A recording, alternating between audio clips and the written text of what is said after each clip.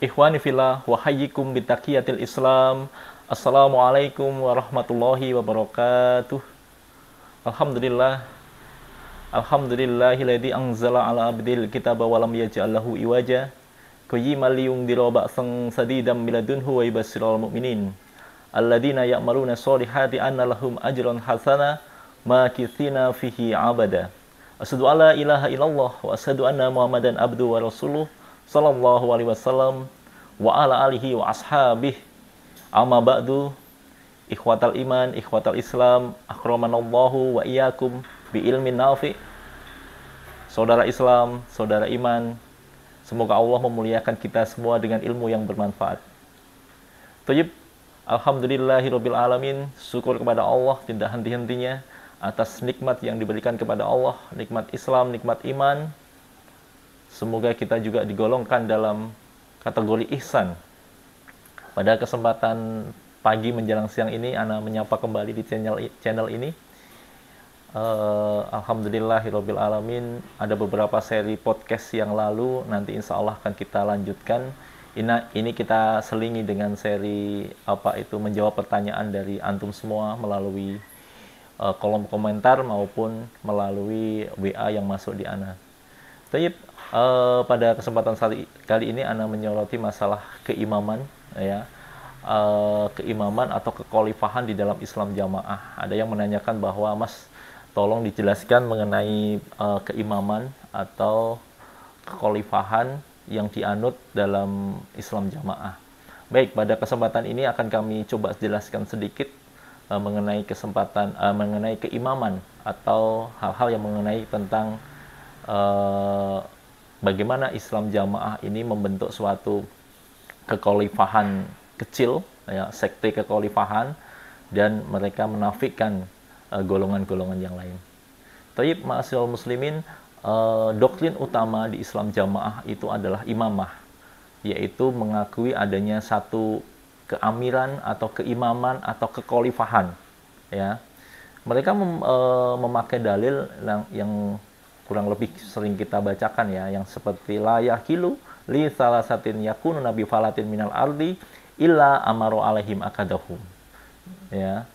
Dalil yang salah penempatan, salah beristidlal, tetapi dia paksakan menjadi penguat bagi keimaman mereka, yaitu tidak halal hidupnya bagi 3 orang penjajahan di muka bumi ini kecuali mengangkat satu sebagai imam.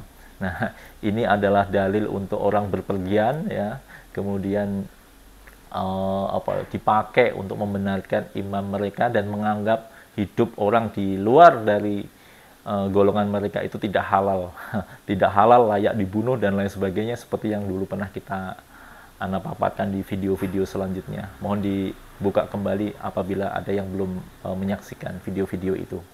Insya Allah sudah kita kumpas secara mendalam. Tapi di dalam Islam jamaah itu ada sistem namanya keimaman atau kekhalifahan, ya.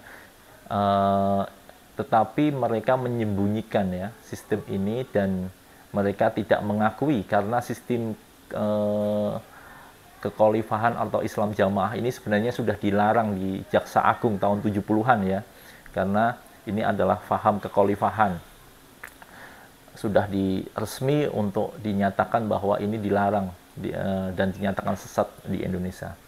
Thayyib, seiring perkembangan dengan waktu mereka melakukan reinkarnasi, ya, reinkarnasi di dalam Islam jamaah ini sehingga membentuk suatu organisasi, satu kamuflase organisasi baru dengan embel-embel sudah tidak memakai faham tersebut, tetapi aktualnya sampai sekarang masih menganut sistem seperti itu, sistem kekhalifahan atau keamiran, meneruskan sistem Islam jamaah, ya, yang sudah dilarang, tetapi mereka saat ini adalah membitonahkan atau menyembunyikan pemahaman Islam jamaah keamiran ini dari umat Islam pada umumnya.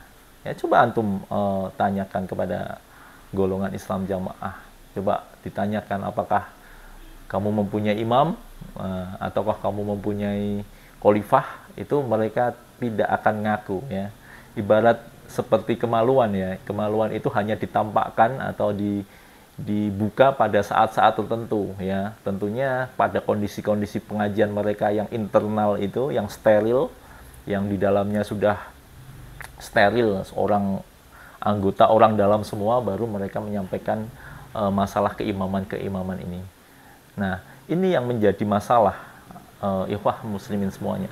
Jadi mereka itu mendirikan keimaman secara sembunyi-sembunyi, hanya kelompok mereka sendiri, kemudian mengkafirkan golongan yang lain yang tidak baiat, tidak mengakui keimaman mereka. Ya. Padahal kalau kita melihat Amirul Mukminin atau Khalifah Islam yang makruh, ya, yang sudah ada sejak zaman dulu, itu yang namanya imam atau khalifah atau sultan itu adalah diakui banyak orang, ya, mempunyai wilayah, kemudian mempunyai diakui betul-betul, ya, mempunyai bala tentara dan lain sebagainya. Ada syarat-syarat untuk pendirian khalifah, ya, kekhalifahan. Nah, ini yang menjadi pengaruh, ya, atau menjadikan perbedaan di sekte di Islam Jamaah ini. Mungkin benar mereka memakai dalil yang talzamul jama'atul muslimin wa imamahum, ya. Tetapilah jama'atul muslimin, jamaahnya orang Islam, dan wa imamahum, dan imam-imam mereka. Nah, ini dalil ini adalah bentuk kekhalifahan yang umum, yang terbuka, yang makruh diakui, ya. Diakui. Jama'atul muslimin. Kalau kita lihat kalimat kata jama'atul muslimin di sini adalah jamaahnya orang Islam semuanya. Nah, tetapi di dalam Islam jamaah itu mereka menarik diri, eksklusif, ya, mendirikan sekte sendiri, ya, memisahkan dari umat Islam pada umumnya, dan menyembunyikan keyakinan Islam jamaah mereka. Jadi ini bisa diakui bahwa dia bukan jama'atul muslimin, tetapi jama'atul minal muslimin, atau jamaahnya sebagian firqah dari kaum muslimin. Thayyib, itulah yang mereka lakukan. Jadi yang pertama, mereka dengan doktrin itu, akibatnya yang pertama, dia namanya mabuk imamah. Mabuk imamah itu semua harus pakai imam, halal hidupnya, kunci masuk surga harus imam, ya. Itu dia sudah seperti itu tingkatannya. Yang kedua, dia mabuk baiat.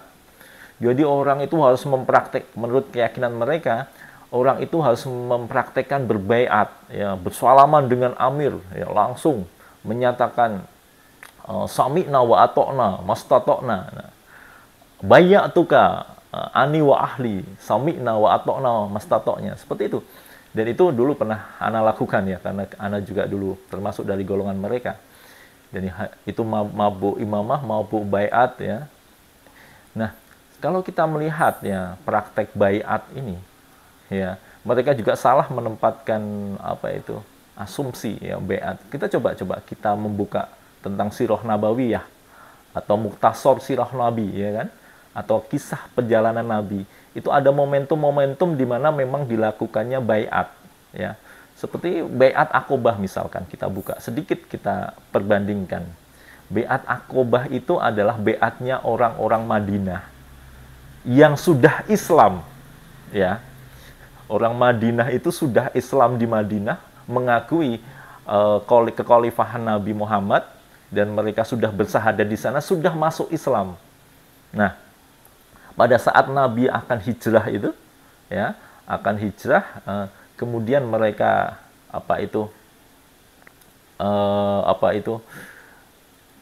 ke Mekah, ya, untuk melakukan pertemuan dengan Nabi, ya. Baiat Aqobah ini ada Aqobah pertama, ada Aqobah kedua. Intinya di sini adalah mereka itu berjanji, ya, untuk melindungi Nabi di Madinah. Bukan dalam rangka masuk Islam, bukan dalam rangka mengesahkan keislaman, bukan. Jadi baiat Aqobah ini adalah janji melindungi Nabi, ya, di Madinah, ya, di Madinah sebagai kota tujuan Nabi berhijrah, karena di dakwah di Mekah ini kayaknya sudah berat, kemudian Allah menurunkan wahyu untuk berhijrah ke Madinah. Nah, di Madinah ini kondisinya masih majemuk pada saat itu, masih ada suku-suku, ya, suku-suku Yahudi, kemudian kaum musyrikin yang lain di Madinah. Tentunya karena di Madinah ini posisi semua belum masuk Islam, Nah, umat Islam yang sudah menyatakan Islam di Madinah berjanji untuk melindungi Nabi saat Nabi nanti berhijrah. Itu adalah esensi dari Baiat Aqobah. Jadi bukan baiat masuk Islam, bukan baiat untuk mengesahkan keislaman, ya bukan. Karena dia sudah Islam duluan, hanya berjanji pada Nabi, kami siap melindungi, ya melindungi Nabi di Madinah dari gangguan manapun. Nah, itu yang pertama. Itu Baiat Aqobah. Coba kita tambahkan satu baiat lagi misalkan, seperti Baiat Ridwan. Baiat Ridwan ini sama, esensinya seperti Baiat Aqobah. Ini terjadi di tahun 6 Hijriah ya. Pada saat Nabi sudah di Mekah ya, sudah di Madinah, kemudian Nabi hendak berumroh di tahun ke-6 Hijriah itu. Nabi ingin berumroh ke Mekah ya. Kita lihat di Sirah Nabawiyah yang belum lama juga dikajikan oleh ustadz-ustadz kita, coba. Kemudian di daerah Hudaybiyah ya, yang terkenal nanti di perjanjian Hudaybiyah, di situ Nabi berhenti, kemudian Nabi mengutus Utsman bin Affan untuk masuk ke Mekah untuk ibaratnya melakukan negosiasi ya, atau melakukan diplomasi bahwa ini Nabi mau masuk ke Mekah hanya sekedar umroh ya, tidak melakukan apapun ya, tidak melakukan peperangan, tidak menyakiti orang-orang di Madinah dan lain sebagainya. Nah, apa yang terjadi di Mekah pada saat kedatangan Utsman bin Affan? Di situ ada berita bahwa Utsman bin Affan itu diculik dan dibunuh. Nah, pada saat situasi genting itu, Nabi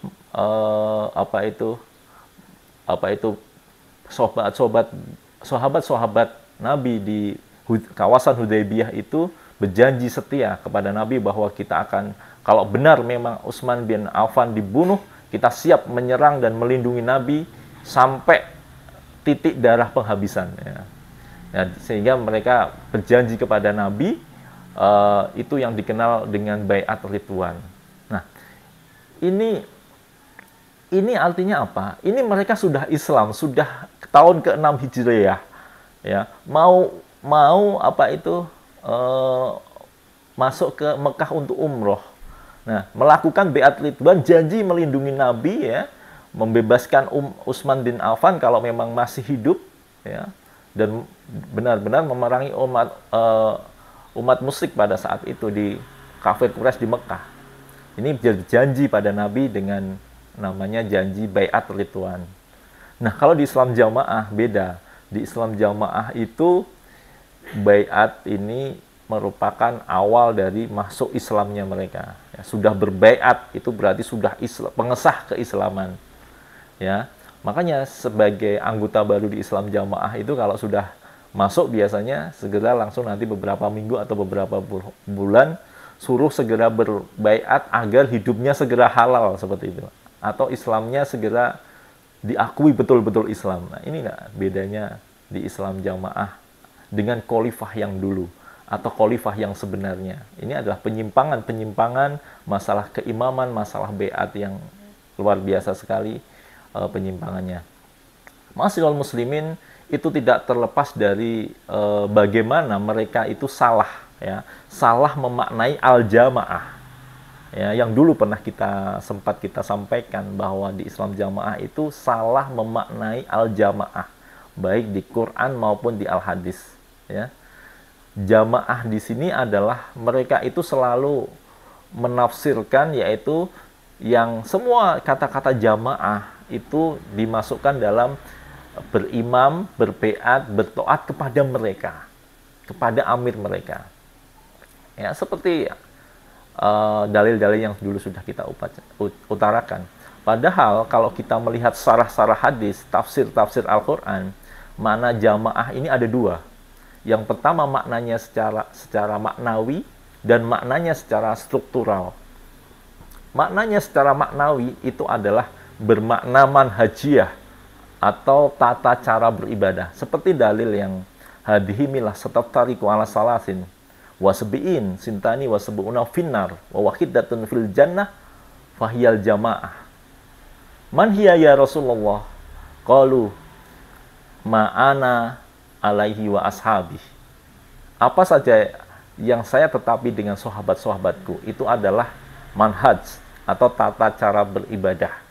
Kemudian ada beberapa dalil yang lain ya yang menyatakan bahwa di situ adalah jamaah itu adalah ahli ilmu, ahli Quran, ahli hadis ya. Beberapa video yang lalu sudah kita kupas secara tuntas dan pada kesempatan ini kita hanya flashback sedikit karena ada beberapa materi yang perlu kita sampaikan. Kemudian penafsiran yang kedua atau makna yang kedua adalah maknanya secara struktural. Struktural ini adalah maknanya yang memang ada imam, ada khalifah, ada ro'yah. Memang ya, memang ada seperti itu. Tetapi yang dimaksud jamaah ini adalah imam yang resmi. Seperti tadi dalil yang Ana sampaikan. Talzamul jama'atul muslimin wa imamahum. Tetapilah jamaahnya umat Islam dan imam-imam mereka. Ya, jamaahnya umat Islam. Ya, bukan jamaah dari sebagian umat Islam. Kalau di Islam jamaah itu adalah jamaah dari sempalan umat Islam. Jadi nanti dalilnya menjadi yang lebih tepat bagi mereka adalah minal muslimin. Ya. Jamaatul minal muslimin, bukan jamaatul muslimin.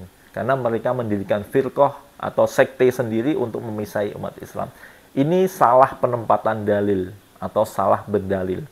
Jadi keimaman mereka itu harusnya kalau memang mau menjadi khalifah resmi harus diakui minimal di daerah itu, minimal di Indonesia lah minimal, seperti Saudi ya kan, di Saudi Arabia itu ada karena mereka negara khalifah ya, seperti Raja Salman itu sebagai khalifahnya ya, sebagai pelayan dua tanah suci ya, sebagai khalifah ya. Khalifah resmi yang dibaiat. Dan proses pembaiatan Raja Salman kalau kita lihat di YouTube itu banyak itu hanya perwakilan saja ya, hanya perwakilan, namanya ahli hali wal ahdi, atau kalau di Indonesia seperti MPR gitu ya, perwakilan, tidak semuanya ya. Dan ini juga dipraktekkan pada saat Khalifah Abu Bakar diangkat. Begitu Nabi meninggal, kemudian terjadi di situ sedikit keributan ya, bagaimana kaum Muhajirin dan Ansor mengangkat imam ya. Siapa ini yang menjadi imam? Apakah lebih pantas dari Muhajirin atau dari Ansor, kaum Ansor? Nah, akhirnya di situ Umar langsung naik dan membaiat Abu Bakar ya pada saat itu, dan diikuti yang lain yang ada di situ. Sehingga yang lain ya, ro'yah yang lain, penduduk umat Islam yang lain itu ya tidak satu-satu seperti yang dipraktikkan di Islam jamaah. Kalau di Islam jamaah itu harus satu-satu, jangan sampai istilahnya kalau bahasa Jawa iji-ijine jamaah. Nah, itu. Bahkan yang bayi-bayi pun harus berbaiat. Nah, itu yang dalam Islam jamaah ini adalah yang pertama, dia melakukan seperti itu tidak berdasarkan dalil dan rujukan yang benar. Tayyib, ma'asyiral muslimin, ini adalah hanya satu pengertian. Yang pertama, pada saat kesempatan ini saya ingin membandingkan ya, bagaimana keimaman yang benar, yang asli, dengan keimaman yang abal-abal atau yang dibentuk oleh Islam jamaah. Yang pertama, Ana akan coba menyampaikan ya, apa yang terjadi yang sekarang ini adalah keimaman yang dulu. Kita lihat ada sebuah video ya. Video ini memperlihatkan bagaimana khalifah sebenarnya. Dalam hal ini Ana mengutip dari kekhalifahan Umar ya, di mana kekhalifahan Umar itu sangat memperhatikan ro'yahnya. Yang pertama pada video ini kita simak ya, yaitu pada saat Umar itu seperti kisah yang sudah makhluk, memperhatikan ro'yahnya sampai pada suatu saat dia melihat ro'yahnya itu kelaparan ya, kemudian anaknya menangis dan dia terpaksa memasak batu. Tayyib, Ana lanjutkan. Masya Allah, itulah yang dilakukan Khalifah Umar. Jadi ini adalah khalifah yang beneran seperti ini, khalifah yang sungguhan seperti ini Apa ada khalifah yang tidak sungguhan? Nanti kita coba share sedikit videonya.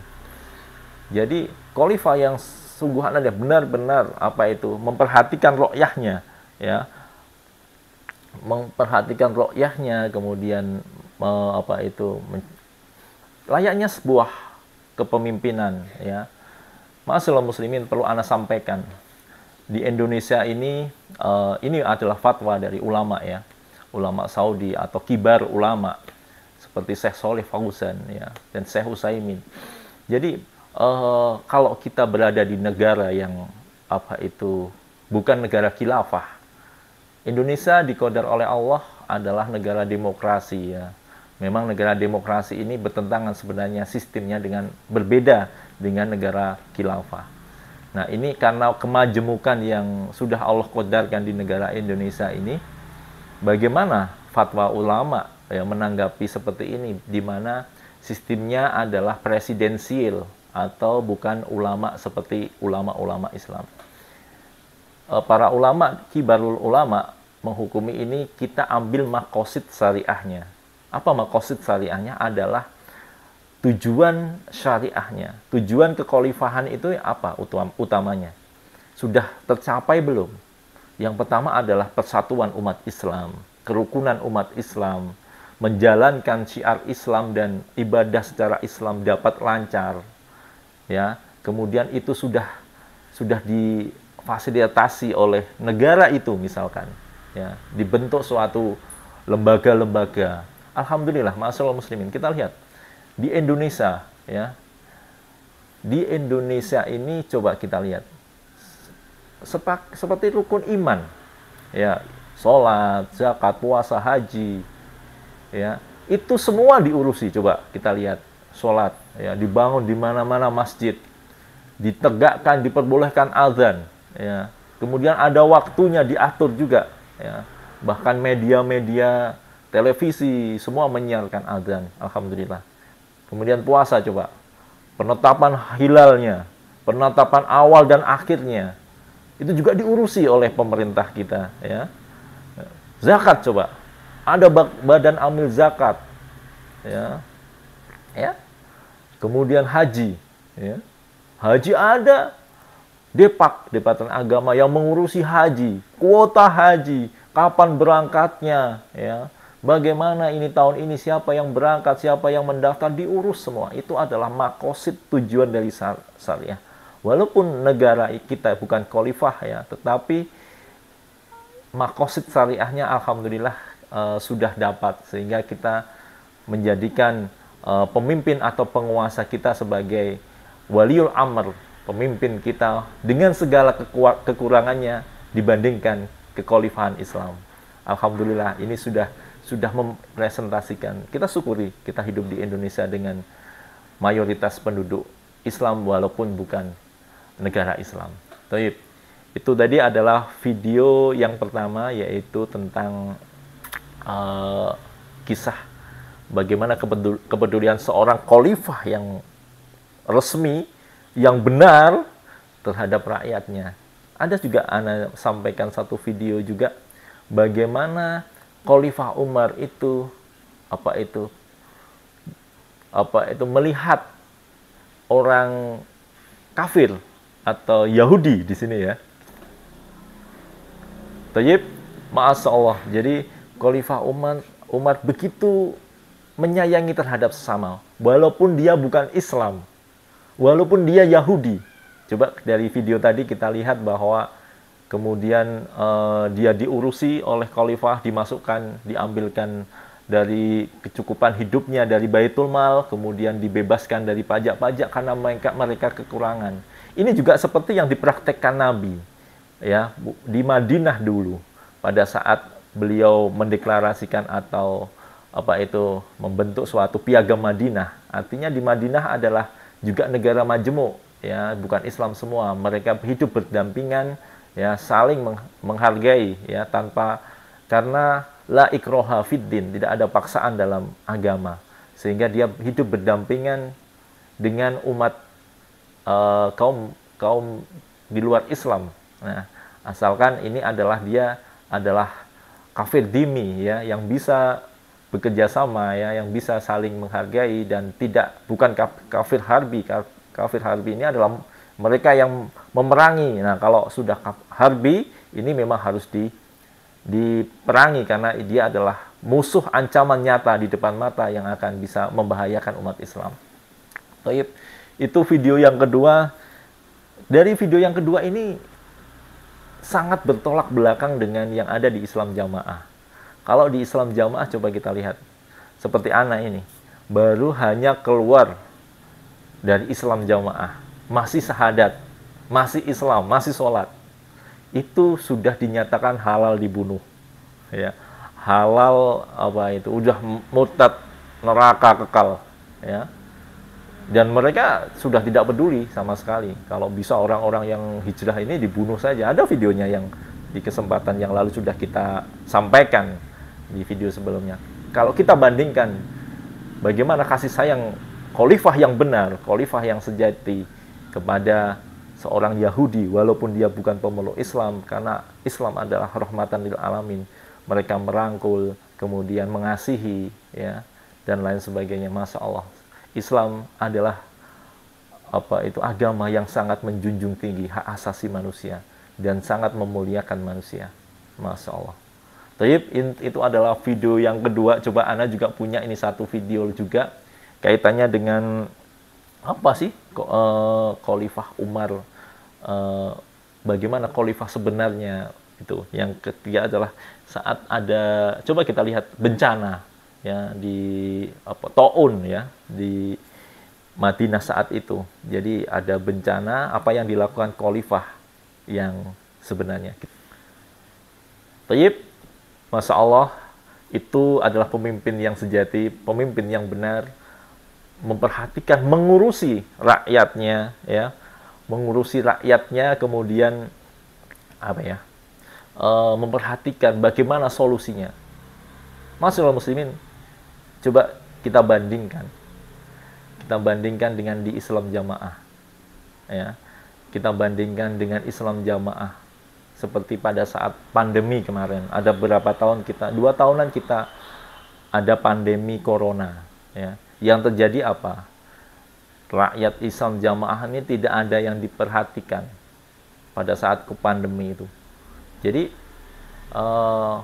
di mana fungsi Bapak Imam pada saat pandemi? Di mana fungsi keimaman Islam Jamaah pada saat rakyatnya tidak punya pekerjaan karena lockdown? Ya. Pada saat mereka sangat sulit sekali. Mereka hanya mengandalkan bantuan dari pemerintah Republik Indonesia. Bukan dari imam pusat. Ya.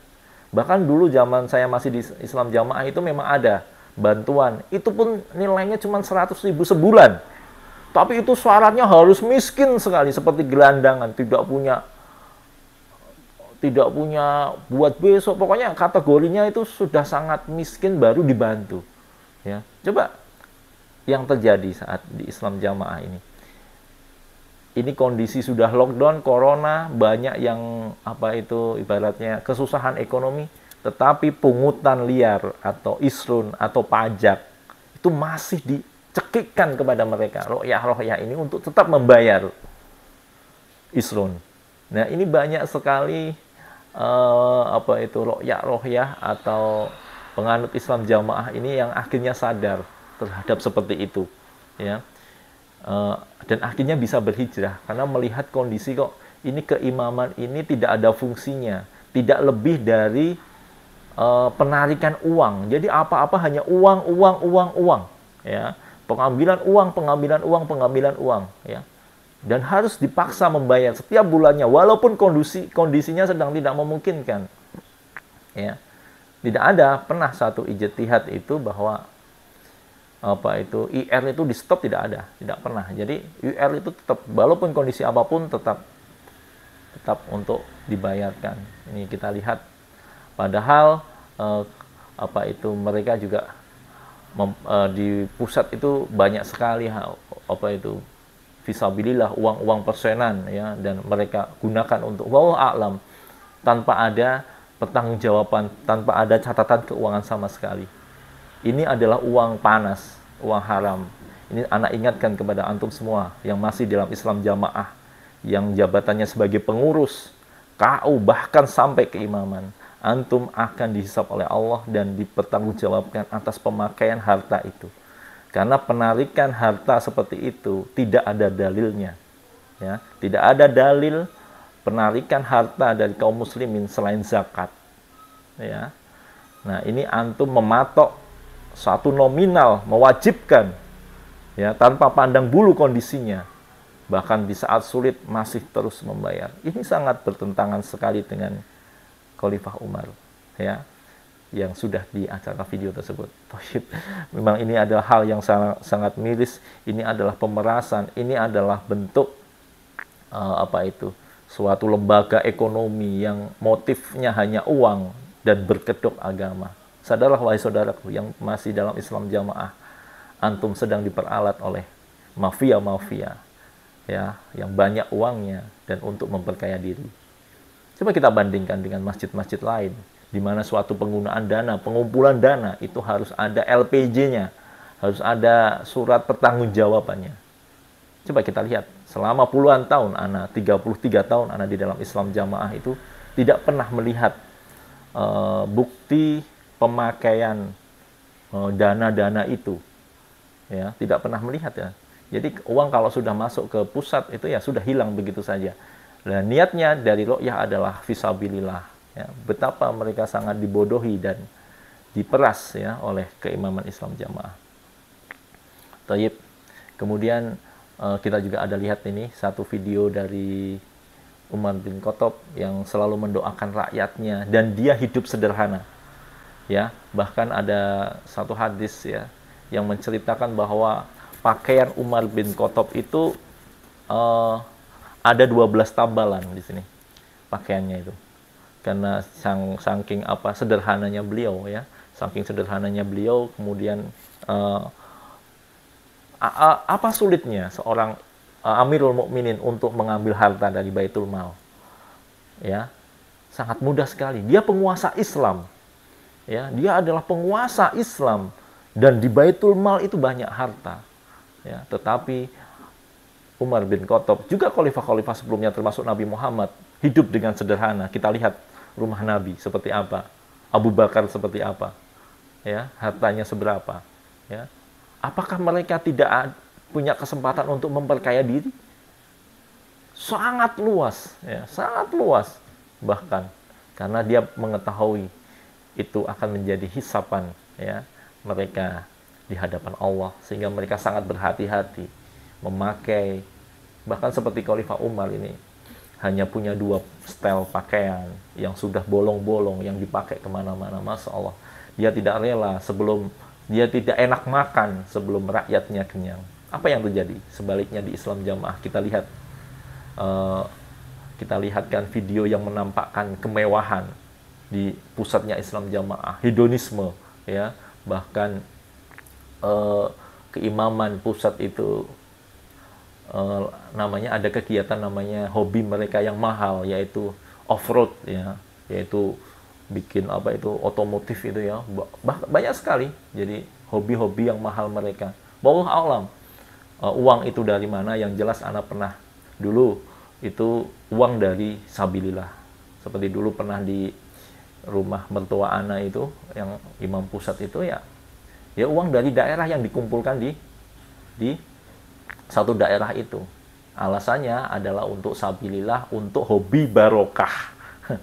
Jadi hobi yang sudah kaitannya dengan imam, walaupun ini hobi yang seperti itu, seperti ada acara off-road, dangdutan, itu sudah dianggap pahala.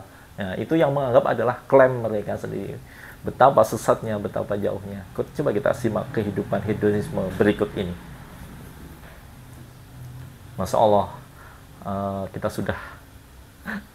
sudah melihat, ya, sangat miris sekali kehidupan, sangat bertolak belakang sekali kehidupan antara khalifah-khalifah Islam yang sebenarnya dengan khalifah Islam jamaah, di mana mereka hidup dengan dengan hedonisme, kemewahan di mana-mana, fasilitas di mana-mana, ya. Dan sangat luar biasa sekali. Taib, itu adalah beberapa apa ya, perbandingan-perbandingan mana khalifah yang sejati dan khalifah yang abal-abal ya. Ya, banyak hal lain, sisi lain kalau kita kupas tuntas, seperti kedekatan dengan orang-orang yang dekat mereka itu. Orang yang dekat dengan keimaman ya, seperti bendahara keimaman, seperti adik-adiknya dan lain kolega-kolega di keimaman, termasuk wakil-wakil imam ya, itu juga kecipratan juga apa itu kemewahan-kemewahan yang ada ya. Coba kita bandingkan dengan Khalifah Umar. Jadi di Khalifah Umar itu mempunyai salah satu gubernur namanya Amir bin As. Amir bin As ini dulunya khalifah, dulunya adalah tokoh musyrikin.